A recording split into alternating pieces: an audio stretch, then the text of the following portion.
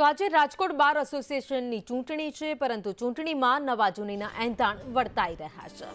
મતદાનની શરૂઆતમાં જ બંને પેનલ વચ્ચે તકરાર થઈ। સમરસ પેનલ દ્વારા આરબીએ પેનલ પર ગંભીર આક્ષેપ લગાવાયા। માનીતા મતદારોને રૂમ સુધી મૂકવા જતા હોવાનો આક્ષેપ લગાવવામાં આવ્યો। વધુ અપડેટ સાથે સંવાદદાતા દિવેશ જોશી અમારી સાથે જોડાઈ ગયા છે। દિવેશ, રાજકોટ બાર એસોસિએશનની ચૂંટણીમાં હંગામો।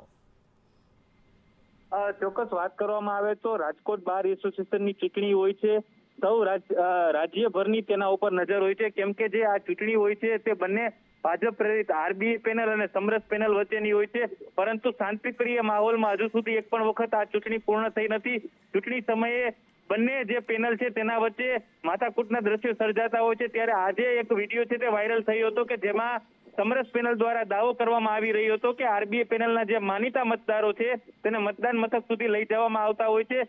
બપોરે 3 વાગ્યા સુધી આ મતદાન પ્રક્રિયા છે તે શરૂ થશે અને આવા માથાકૂટના અનેક દ્રશ્યો છે તે સર્જાશે અને બપોરના 3 વાગ્યા બાદ સાંજે 4 વાગ્યાથી લઈને મોડી રાત સુધી મતદાનની ગણતરી થશે, ત્યારે પણ આવી માથાકૂટના દ્રશ્યો છે તે સામે આવશે, કેમ કે આરબીએ પેનલ અને સમરસ પેનલ બંને વચ્ચે પ્રતિષ્ઠાની આ જંગ છે તે છેડાતી હોય છે અને બંને પેનલ દ્વારા એકાબીજા ઉપર ગંભીર આક્ષેપો છે તે કરવામાં આવતા હોય છે। જી, આભાર માહિતી માટે।